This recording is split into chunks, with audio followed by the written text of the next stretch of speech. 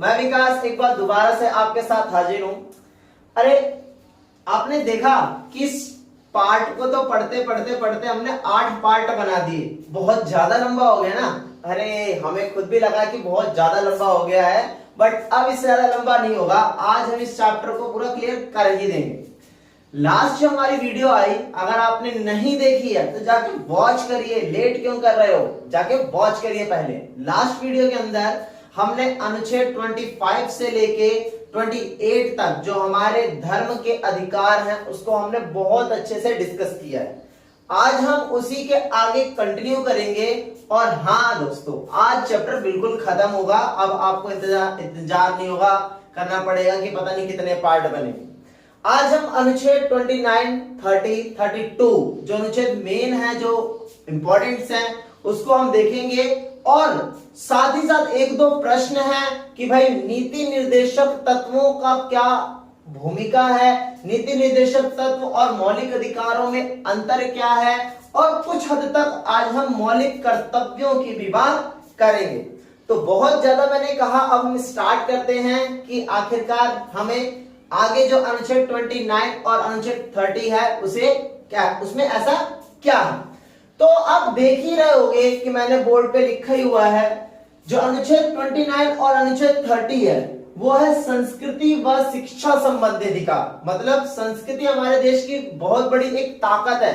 हमारे देश की एक बहुत बड़ी ताकत क्या है कि हमारा देश संस्कृतियों की विभिन्नता रखता है। बहुत सारी संस्कृतियां हमारे देश के अंदर, और शिक्षा को प्राप्त करने और शिक्षा को देने में भी काफी सारी विभिन्नताएं, अनेक प्रकार की शिक्षा पद्धतियां, अनेक प्रकार की शिक्षा तकनीक, अनेक प्रकार की शिक्षाएं यहाँ पे प्रचलित है। तो सभी संस्कृतियों को, सभी शिक्षा के तरीकों, सभी शिक्षा के अनुभागों को अधिकार देने के लिए ही संविधान सभा ने अनुच्छेद 29 और अनुच्छेद 30 को रखा मौलिक अधिकारों के अंदर। तो क्या कहता है, अगर हम अनुच्छेद 30 की बात करें तो क्या कह रहा है, अल्पसंख्यकों के हितों का संरक्षण। मतलब अल्पसंख्यक कौन होते हैं, वे जिनकी जनसंख्या कम हो, चाहे वो धार्मिक लोग हो चाहे वो भाषाई लोग हो। ध्यान देना यहाँ पे अल्पसंख्यक, चाहे वह धार्मिक रूप से संख्या में कम हो चाहे वह भाषाई रूप से संख्या में कम हो, दोनों को ही हम अल्पसंख्यक कहते हैं। तो क्या है, अल्पसंख्यकों के हितों का संरक्षण।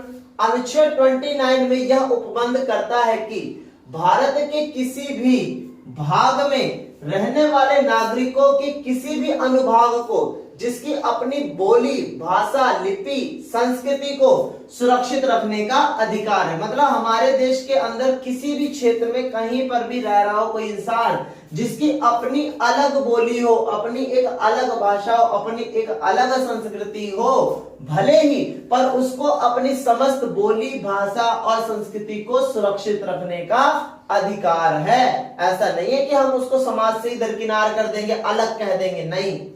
इसके अतिरिक्त किसी भी नागरिक को राज्य के अंतर्गत आने वाले संस्थान या उससे सहायता प्राप्त संस्थान में धर्म, जाति, भाषा के आधार पर प्रवेश से रोका नहीं जा सकता।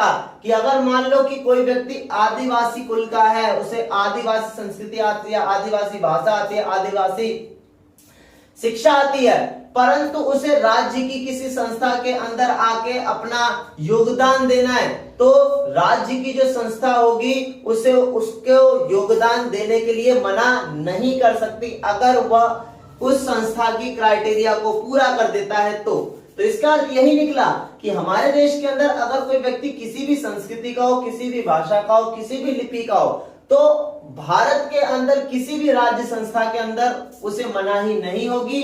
वह अपनी लिपि, भाषा और संस्कृति के जरिए पूरे भारत में सरकार और व्यवस्था से जुड़ी हुई हर संस्था का इस्तेमाल कर सकता है। अब कुछ विशेष बात भी होती है इनके अंदर। अनुच्छेद 29 में धार्मिक अल्पसंख्यकों एवं भाषाई अल्पसंख्यकों को सुरक्षा प्रदान करता है। जैसे कि मैंने आपको बताया कि यहाँ पे धार्मिक और भाषाई अल्पसंख्यक एक ही, अलग नहीं है। हालांकि उच्चतम न्यायालय ने व्यवस्था दी है कि इस अनुच्छेद की व्यवस्था केवल अल्पसंख्यकों के मामले में है, अल्पसंख्यकों के मामले में ही नहीं, जैसे कि सामान्यतः माना जाता है। क्योंकि नागरिकों के अनुभाग शब्द का प्रयोग अल्पसंख्यकों और बहुसंख्यकों दोनों के लिए, मतलब हमारे देश के अंदर भले ही कोई अल्पसंख्यक हो भले ही कोई बहुसंख्यक हो, अगर आपकी भाषा, लिपि, संस्कृति कितनी भी अलग क्यों ना हो, परंतु भारत के अंदर आपको अपनी लिपि, अपनी भाषा, अपनी संस्कृति तीनों का ही इस्तेमाल करने का पूर्ण अधिकार है। ऐसा नहीं होगा कि सिर्फ अल्पसंख्यकों को ही अधिकार हो और बहुसंख्यकों को अधिकार ना हो। बढ़ते हैं आप अनुच्छेद 30 की तरफ। 30 में क्या है, देखो शिक्षा संस्थान के अधिकार हैं। जो हमारे अल्पसंख्यक मूल के जो लोग होते हैं वे अपनी संस्कृति को फैलाने के लिए शिक्षा संस्थानों का भी, अपनी भाषा और अपनी लिपि को फैलाने के लिए शिक्षा संस्थानों का इस्तेमाल कर सकता है। तो देखो अनुच्छेद 30 अल्पसंख्यकों शिक्षा संस्थानों की स्थापना और प्रशासन करने का अल्पसंख्यकों के वर्गों का अधिकार है। अनुच्छेद 30 अल्पसंख्यकों चाहे धार्मिक या भाषाई के निम्नलिखित अधिकार प्रदान करता है। पहला, सभी अल्पसंख्यक वर्गों को अपनी रुचि की शिक्षा संस्थान की स्थापना और प्रशासन का अधिकार। मतलब हर एक संस्कृति, हर एक भाषा, हर एक लिपि के जो लोग हैं वो क्या कर सकते हैं, अपनी अपनी संस्था का निर्माण कर सकते हैं, वहां से प्रशासन चला सकते हैं।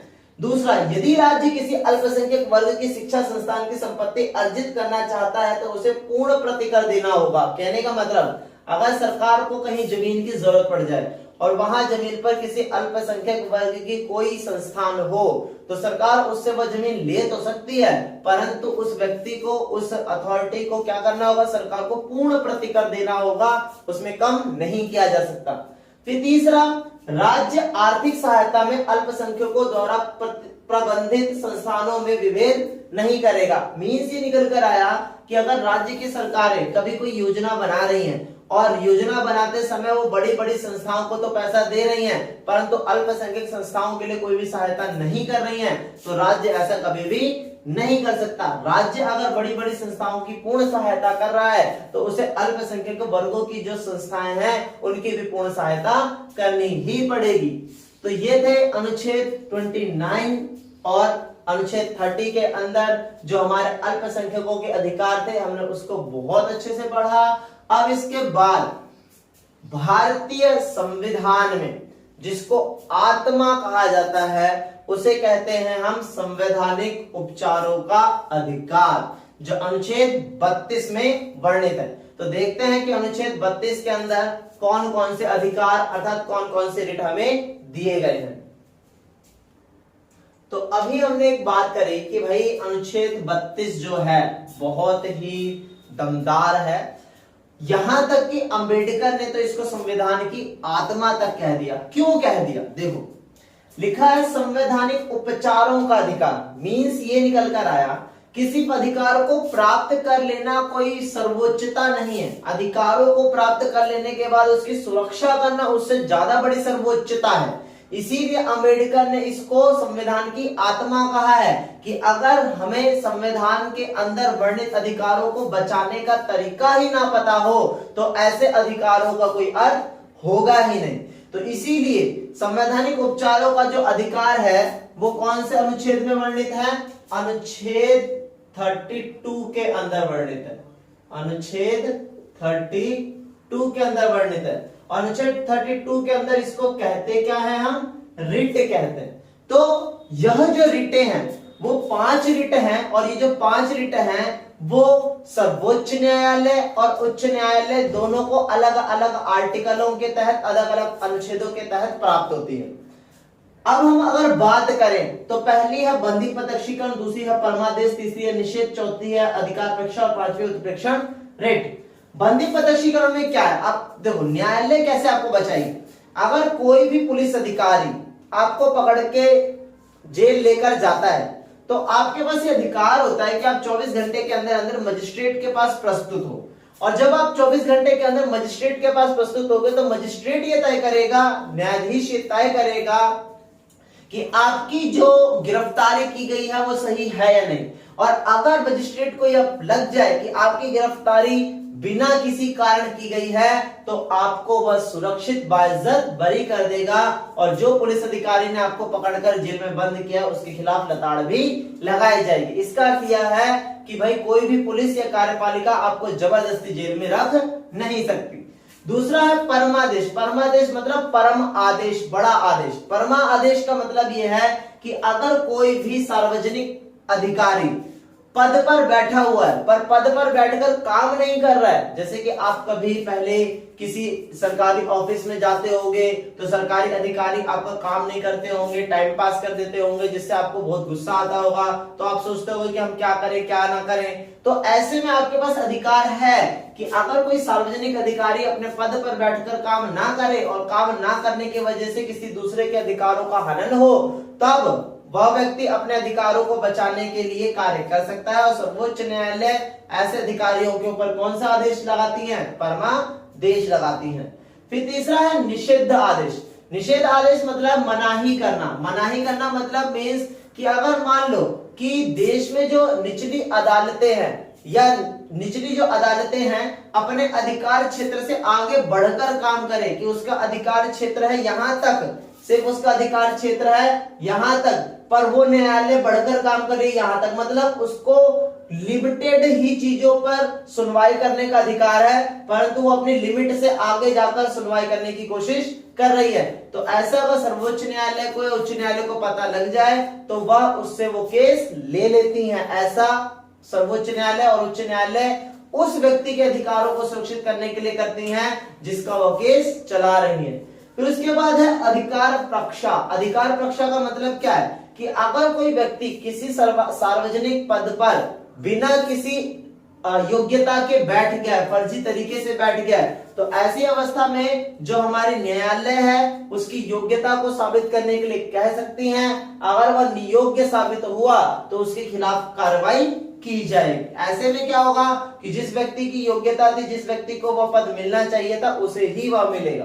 फिर अंत में कौन सी रिट है? उत्प्रेक्षण रिट। उत्प्रेक्षण रिट में क्या है कि वही बात कि अगर कोई निचली अदालत और अगर कोई सार्वजनिक अधिकारी अपने अधिकार क्षेत्र से आगे बढ़कर काम कर रहा है तो यहां पर बस इतनी सी बात होती है कि जो अधिकारी या जो अदालत कार्य कर रही है जिसके अधिकार क्षेत्र में वो आता ही नहीं, सर्वोच्च न्यायालय और उच्च न्यायालय क्या करेगी? उससे ऊपर की जो अदालतें या उससे ऊपर के जो अधिकारी होंगे उसको वो कार्य दे देगी जिसके दायरे में वह आते हैं, जिससे क्या होगा उस व्यक्ति के अधिकारों को सही तरीके से सुरक्षित किया जा सकेगा। इस तरीके से आपने संविधान की आत्मा में वर्णित 5 जो रिट थी उसको भी बखूबी समझा। बंदी प्रत्यक्षीकरण, परमादेश, निषेध, अधिकार प्रक्षा और उत्प्रेक्षण रिट। अब इसके बाद हमने अनुच्छेद तो सारे कर लिए, मौलिक अधिकार तो खत्म हो गया। अब मौलिक अधिकार के बाद एक और भी महत्वपूर्ण भाग आता है, उस भाग को हम क्या कहते हैं? देखो, उसके बाद एक भाग आता है भाग 4। कौन सा भाग आता है? भाग आता है 4। अब भाग 4 के अंदर क्या लिखे गए हैं? भाग 4 के अंदर है नीति निर्देशक तत्व। क्या है? नीति निर्देशक तत्व है। ठीक है। अब ये नीति निर्देशक तत्व क्या है?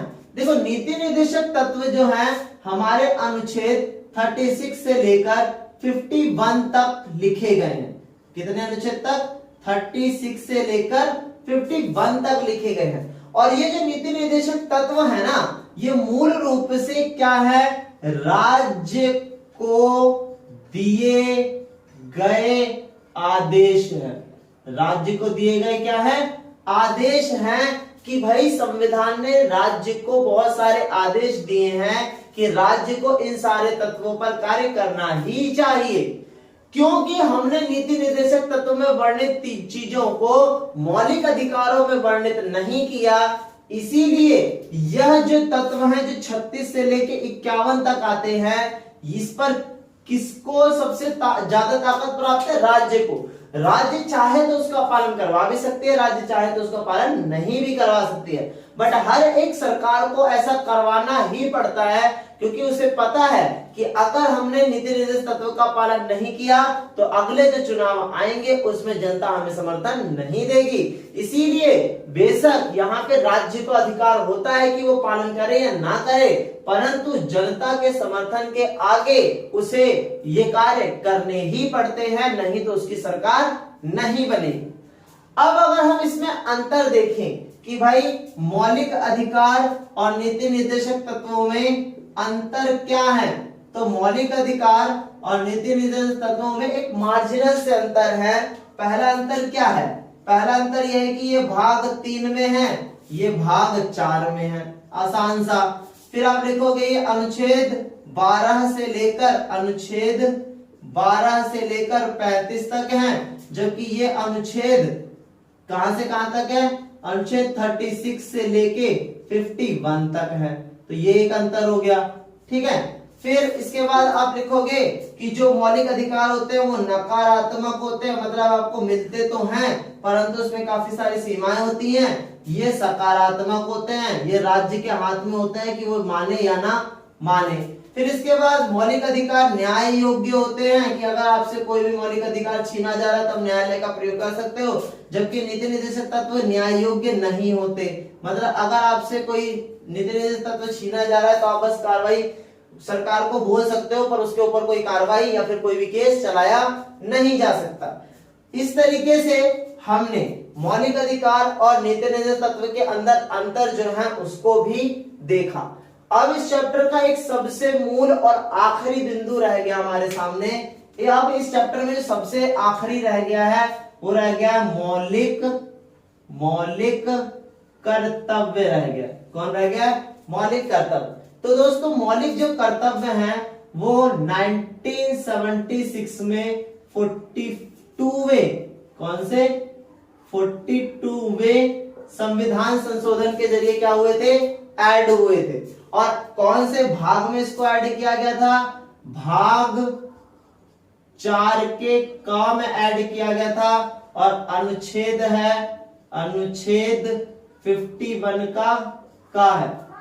तो इस तरीके से जो हमारे मौलिक कर्तव्य है उसको भी क्या किया गया है? ऐड किया गया है। मौलिक कर्तव्य क्या है? 16 मौलिक कर्तव्य हैं। राष्ट्र के प्रति अपने धर्म को निभाना, माँ बाप के प्रति अपने धर्म को निभाना, 1 वर्ष से 6 वर्ष तक के बच्चे को आंगनवाड़ी या प्रारंभिक शिक्षा देना और राष्ट्र के प्रति अपने कर्तव्य को निभाए रखना। इस तरीके से मौलिक कर्तव्य भी हमने किए, मौलिक अधिकार भी हमने करे, नीति निर्देशक तत्व भी हमने किए, संबंध भी पढ़े, अधिकार भी पढ़े, सब कुछ मतलब क्लिस्टर क्लियर करा, छोटी से छोटी बातों का भी अध्ययन किया। इस तरीके से ये चैप्टर हो जाता है अंत। आई होप आपको सब कुछ समझ में आया होगा, बट अगर आपको फिर भी डाउट हो तो आप जरूर कमेंट बॉक्स में कमेंट जरूर कीजिए कि सर आपने ये नहीं बताया या फिर ये वाले चीज में मुझे अभी भी प्रॉब्लम है।